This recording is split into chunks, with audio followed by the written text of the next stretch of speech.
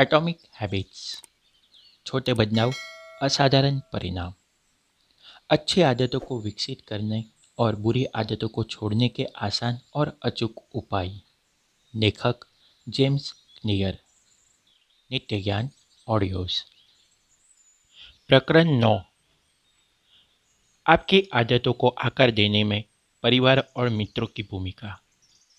Hungary के नाजनो पॉइंगर ने 1965 में काइना नामक महिला को एक के बाद एक विचित्र पत्र लिखे। नाजनो कड़े परिश्रम में विश्वास रखते थे। वास्तव में वे सिर्फ इसी में विश्वास रखते थे। उन्होंने जन्मजात प्रतिभा का विचार ही ठुकरा दिया था। उनका दावा था कि सतत अभ्यास और अच्छी आदतों के विकास से कोई बच्चा किसी भी क्षेत्र में जीनियस बन सकता है। उनका मंत्र था, जीनियस पैदा नहीं होते बल्कि उसे शिक्षित एवं प्रशिक्षित किया जाता है। नाजनो का अपने विचार में इतना विश्वास था कि उन्होंने इसका अपनी ही संतानों पर परीक्षण करना चाहा और उन्होंने इसी सिलसिले में कार्ना को पत्र लिखे। वे चाहते थे कि उनकी पत्नी ऐसी हो जो सीधे उनके विचार से सहमत हो। नारा टीचर थी, वे अपने बच्चों को लेकर इतनी आइडियल नहीं रही होगी जितने नाजनो थे, लेकिन वे भी यह मानती थी कि उचित निर्देश से कोई भी अपने कौशल्यों में इजाफा कर सकता है। नाजनो ने तय किया कि शतरंज प्रयोग के लिए उपयुक्त क्षेत्र रहेगा और उन्होंने अपने बच्चों को शतरंज का महारथी बनाने के हिसाब से पालने की योजना बनाई। बच्चों को घर में ही स्कूली शिक्षा दी जाएगी, जिसे उस समय हंगरी में दुर्लभ माना जाता था। घर शतरंज की किताबों और प्रसिद्ध शतरंज खिलाड़ियों की तस्वीरों से भरा होगा। बच्चे एक दूसरे के खिलाफ लगातार खेलते रहेंगे और सर्वश्रेष्ठ टूर्नामेंटों में प्रतिस्पर्धा करेंगे। परिवार हर उस प्रतियोगी के टूर्नामेंट इतिहास का सावधानीपूर्वक हिसाब रखेगा जिसका सामना बच्चों ने किया होगा। उसका जीवन शतरंज के लिए समर्पित होगा।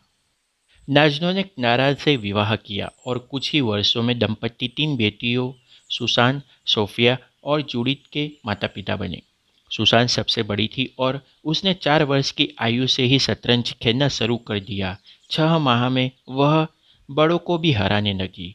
सोफिया उससे छोटी थी। 14 वर्ष की आयु में वह विश्व चैंपियन बन गई और कुछ ही वर्ष बाद वह ग्रैंड मास्टर बन चुकी थी। जूडिथ सबसे छोटी और सबसे श्रेष्ठ थी। 5 वर्ष की आयु में ही वह पिता को हराने लगी थी। 12 वर्ष की आयु में दुनिया के शीर्ष 100 खिलाड़ियों में सबसे कम आयु की खिलाड़ी जूडिथ ही थी। 15 वर्ष 4 महीने की आयु में वह सबसे छोटी ग्रैंड मास्टर बन चुकी थी।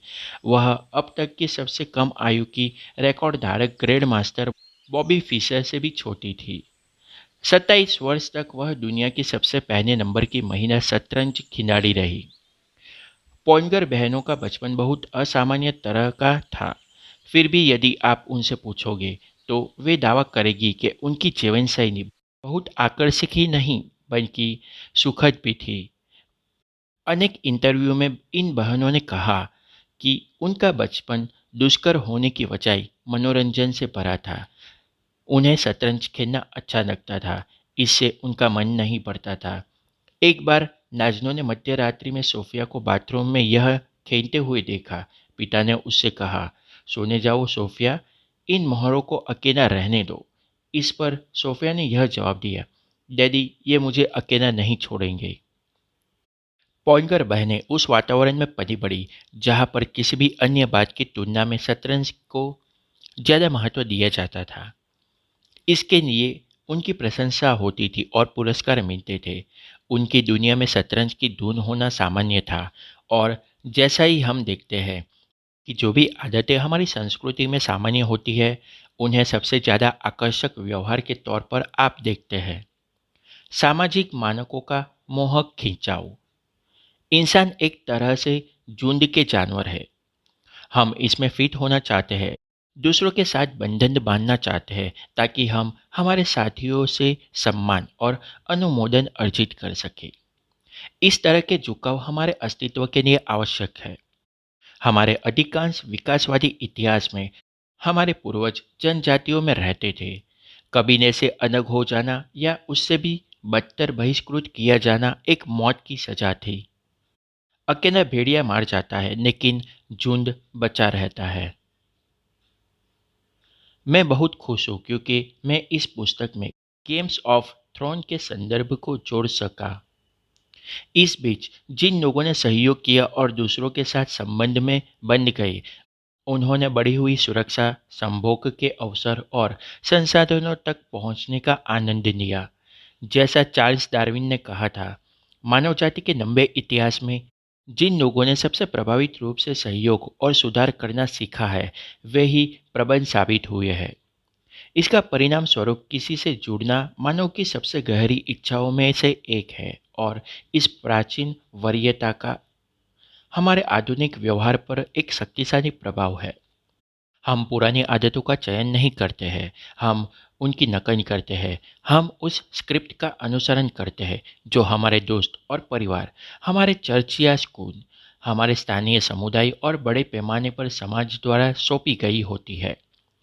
इन संस्कृतियों और समूहों में से प्रत्येक अपने अपेक्षाओं और अपने मानकों के साथ आता है।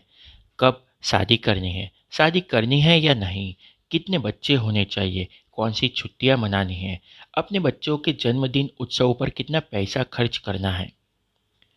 कई मायनों में ये सामाजिक मापदंड अदृश्य नियम हैं जो प्रत्येक दिन आपके व्यवहार का मार्गदर्शन करते हैं। आप हमेशा उन्हें दिमाग में बनाए रखते हैं, भले ही वे आपके दिमाग के शीर्ष पर न हो। अक्सर आप अपनी संस्कृति की आदतों का बिना सोचे समझे, बिना कोई सवाल किए और कभी-कभी याद किए बिना अनुसरण करते हैं।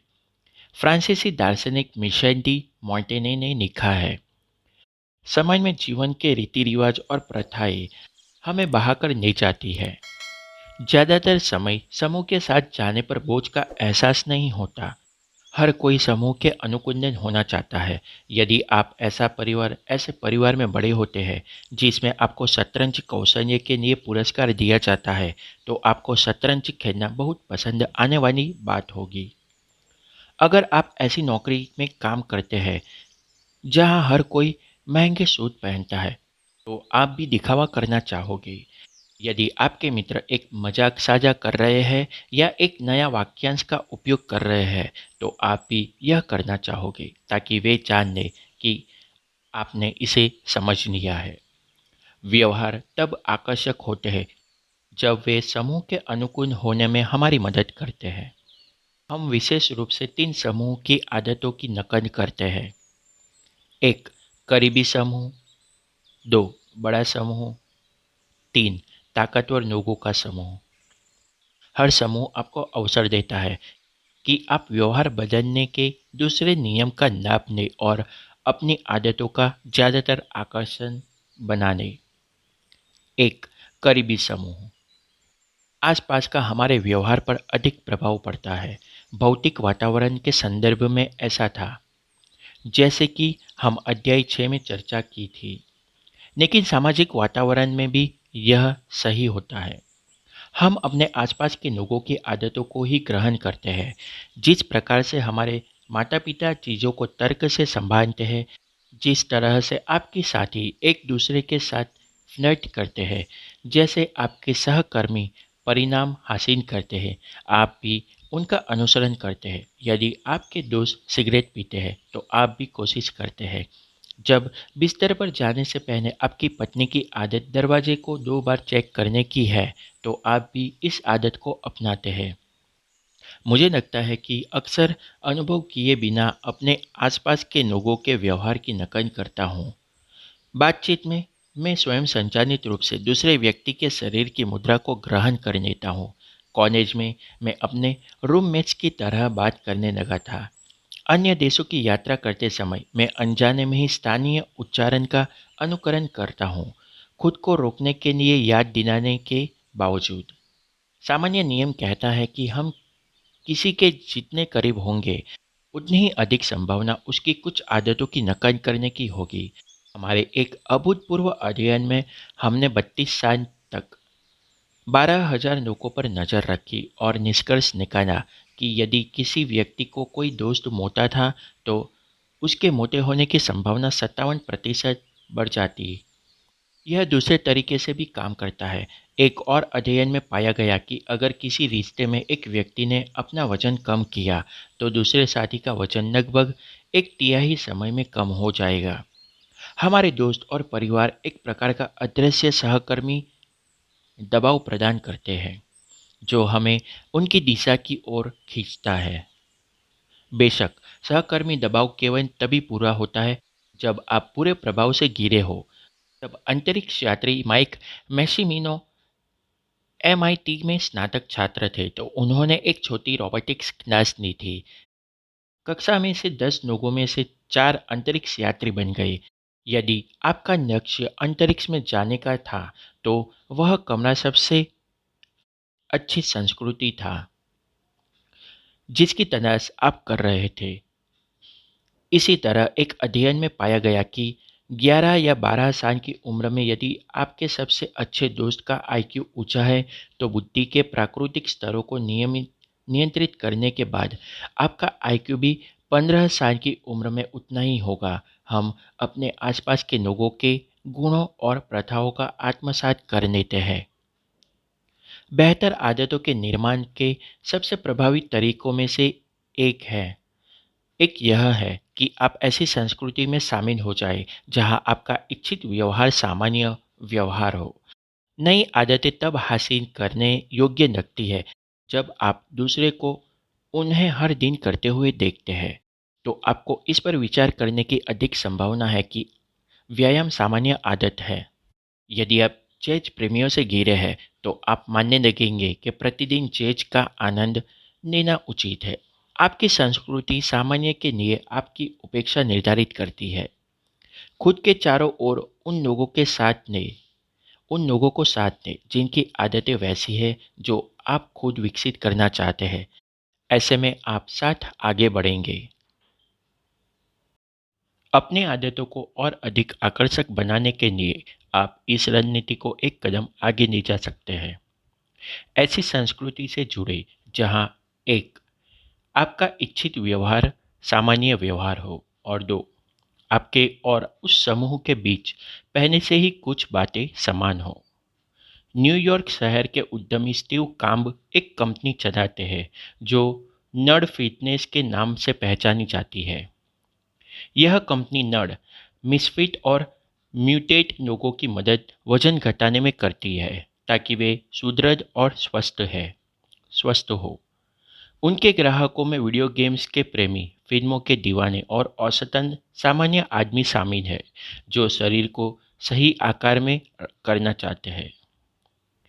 कई लोग जब पहली बार जिम जाते हैं या आहार बदलने की कोशिश करते हैं, तो उन्हें अटपटा लगता है। लेकिन यदि आप पहले से ही समूह के अन्य सदस्यों के समान हैं, जैसे स्टार वॉर्स के प्रति पारस्परिक प्रेम, तो बदलाव अधिक आकर्षक हो जाता है, क्योंकि इस तरह महसूस होता है जैसे आप जैसे लोग पहले से ही करते आ रहे हैं। किसी वर्ग से जुड़ने पर प्रेरणा जितनी बरकरार रहती है, उतनी कहीं नहीं रहती। यह निजी खोज को साझा खोज में बदल देती है। पहले आप स्वयं ही थे, आपकी पहचान एकन थी। आप एक पाठक हैं, आप एक संगीतकार हैं, आप एक एथलीट हैं।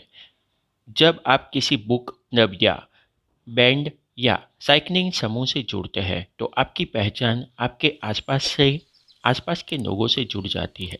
विकास और बदलाव अब व्यक्तिगत खोज नहीं है। हम पाठक हैं, हम संगीतकार हैं, हम साइकिल चलाने वाले हैं। साझा पहचान आपकी व्यक्तिगत पहचान को सुदृढ़ करना शुरू करती है।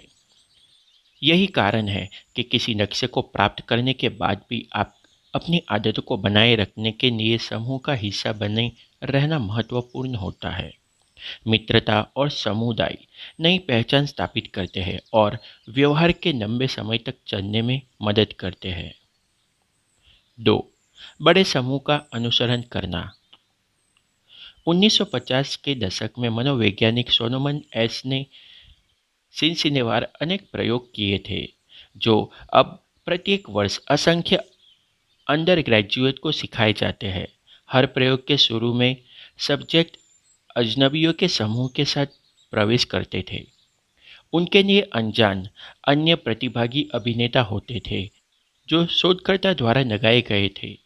उन्हें कुछ सवालों के जवाब पटकथा के अनुसार देने के निर्देश दिए गए थे।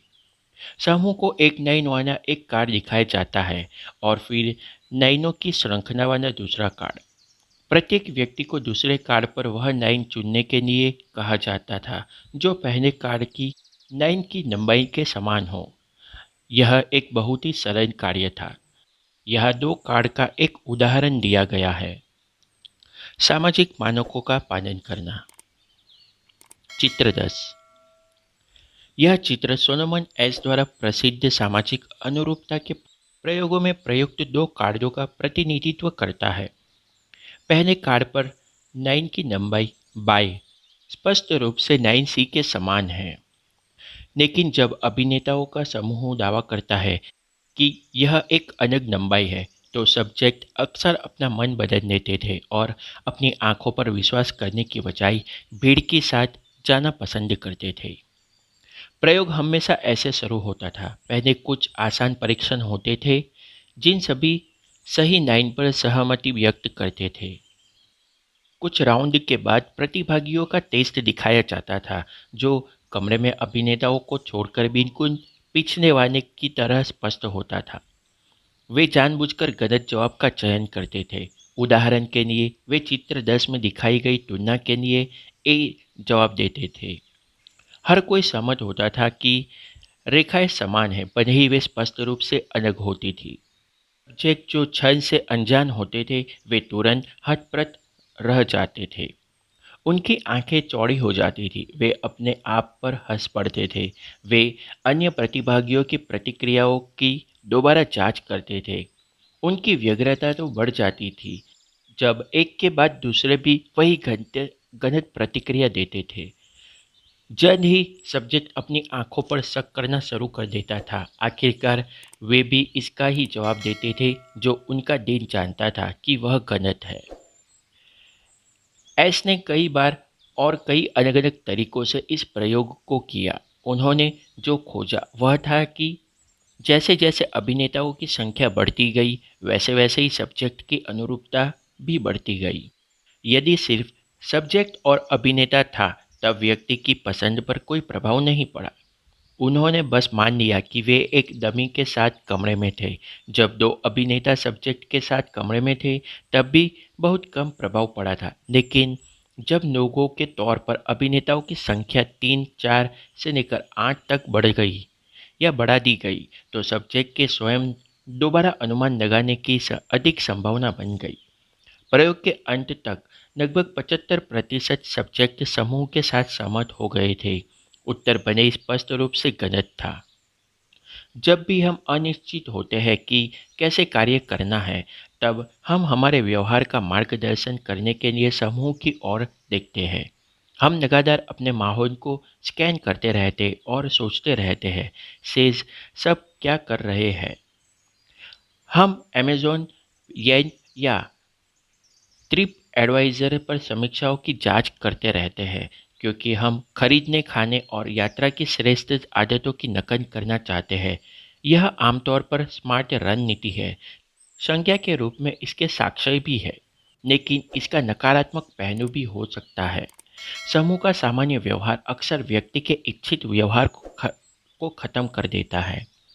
उदाहरण के लिए एक अध्ययन में पाया गया कि जब एक चिंपांजी एक झुंड के सदस्य के रूप में नट्स को क्रैक करने का एक प्रभावी तरीका सीख जाता है और फिर एक नए झुंड में स्विच कर जाता है जो कम प्रभावी रणनीति का उपयोग करता है, ऐसे में यह चिंपांजी नट्स का क्रैक करने के बेहतर तरीके का इस्तेमाल करने से बचेगा ताकि शेष चिंपांजियों में घुल मिल सके।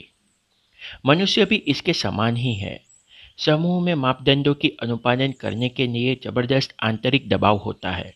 स्वीकार किए जाने का प्रतिफल अक्सर एक तर्क को जीतने, स्मार्ट लगने या सच्चाई को पता लगाने से ज़्यादा होता है। मानव का दिमाग जानता है कि दूसरों के साथ कैसे रहा जाए। वह दूसरों के साथ ही रहना चाहता है। यह हमारा प्राकृतिक तरीका है।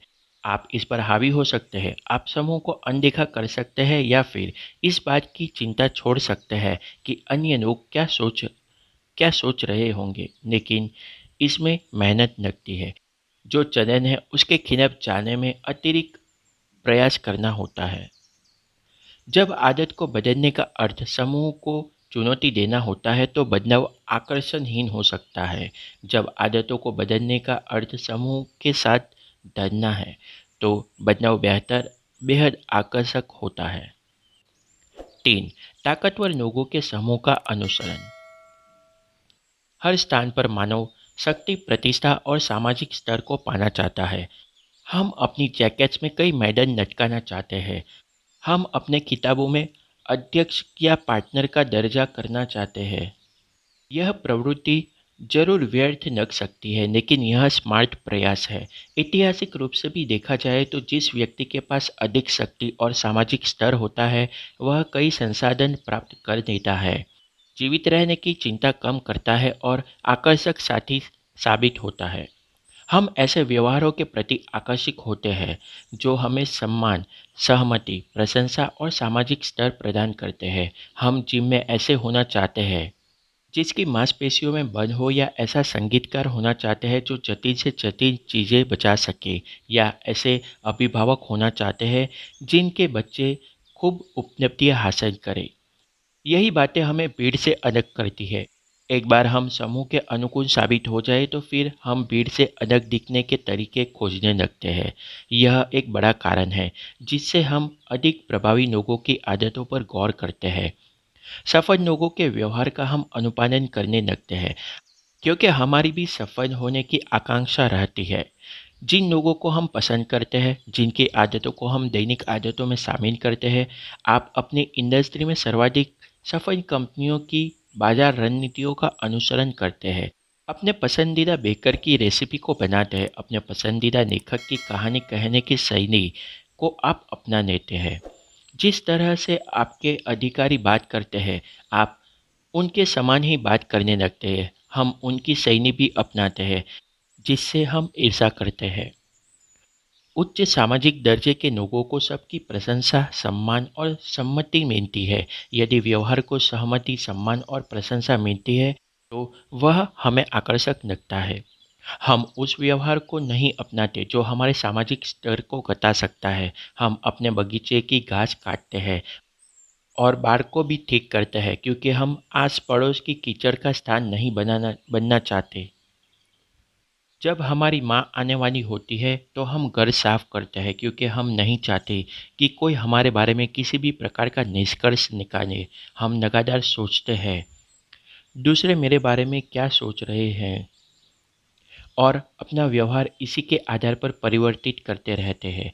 शतरंज की असाधारण प्रतिभाओं के शुमार पॉगनर बहनों का उल्लेख इस अध्ययन के प्रारंभ में किया गया था।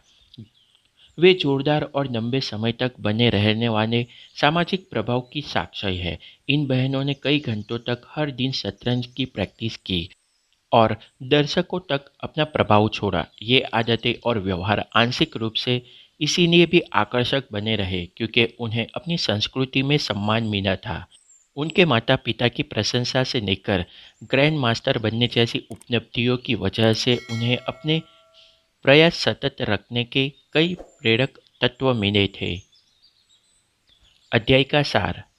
जिस संस्कृति में हम रहते हैं वह निर्धारित करती है कि कौन सा व्यवहार हमारे लिए आकर्षक रहेगा। हमारी संस्कृति की ऐसी आदतें जो प्रशंसनीय होती है और जिन पर सबकी सहमति होती है, हम उन्हें अपनाने लगते हैं क्योंकि हम अपने समूह में उपयुक्त होना चाहते हैं। हम 3 सामाजिक समूह की आदतों का अनुसरण करते हैं। करीबी लोग यानी कि परिवार एवं मित्र, अनेक लोग यानी समूह या जाति, और प्रभावशाली लोग यानी सामाजिक रूप से श्रेष्ठ व प्रतिष्ठित। बेहतर आदतों को बनाने के प्रभावी तरीकों में से एक यह भी है कि हम ऐसी संस्कृति से जुड़ जाए जहाँ एक, आपका इच्छित व्यवहार सामान्य व्यवहार हो, और दो, समूह के साथ आप में पहले से कुछ समानताएं हो। एक समूह या जाति का सामान्य व्यवहार कई बार किसी के इच्छित व्यवहार पर हावी हो जाता है, भले ही हम सही हो। लेकिन भीड़ के साथ की विचारधारा का पालन कर अधिकतर हम गलत हो जाते हैं। यदि किसी व्यवहार को स्वीकृत, सम्मान और प्रशंसा मिलती है, तो वह हमें आकर्षक लगता है। नित्य ज्ञान ऑडियोज। अगले ऑडियो बुक में अपने देखेंगे प्रकरण 10, खराब आदतों के कारण जानकर उन्हें कैसे ठीक करें। नित्य ज्ञान ऑडियोज। दोस्तों, आशा रखता हूँ कि यह ऑडियो बुक आपको पसंद आ रहा है, और अगर ये आपको पसंद आ रहा है तो मेक श्योर कि आप इस ऑडियो बुक को लाइक करें, इस चैनल को सब्सक्राइब करें, ताकि ऐसे ही ऑडियो बुक और आपको मिलते रहे। और नोटिफिकेशन बेल आइकॉन भी हिट कर दे, ताकि जैसे ही नए ऑडियो बुक अपलोड हो तो आपको तुरंत ही नोटिफिकेशन मिल जाए। और अगर आपको मेरा काम पसंद आ रहा है तो इसे ज़्यादा से ज़्यादा लोगों को शेयर भी कीजिए, ताकि उनको भी इस ऑडियो बुक के फ़ायदे मिल सके। अगर ऐसे ही ऑडियो बुक आपको और चाहिए तो इस चैनल को सब्सक्राइब कीजिए और इसे ज़्यादा से ज़्यादा अपने ग्रुप, फ्रेंड्स, फैमिली में शेयर कीजिए। और मुझे ये भी बताइए कि आपको ये हिंदी ऑडियो बुक कैसा लग रहा है। और अगर कोई कंप्लेन या कमेंट हो तो नीचे कमेंट्स बॉक्स में ज़रूर बताइए। आशा रखता हूँ आपको ये ऑडियो बुक पसंद आया होगा। आपका दिन शुभ रहे।